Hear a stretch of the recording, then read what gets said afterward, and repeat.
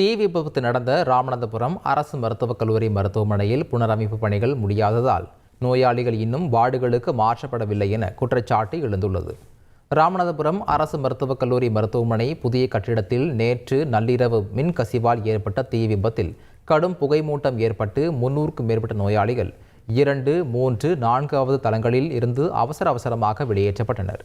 வெளியேற்றப்பட்ட நோயாளிகள் அரசு மருத்துவக் கல்லூரி மருத்துவமனையில் ஆங்காங்கே உள்ள பழைய கட்டிடங்களில் அனுமதிக்கப்பட்டு தற்போது சிகிச்சை அளிக்கப்பட்டு வருகிறது. அவர்களை இன்னும் வார்டுகள் மாற்றவில்லை என குற்றச்சாட்டு எழுந்துள்ளது.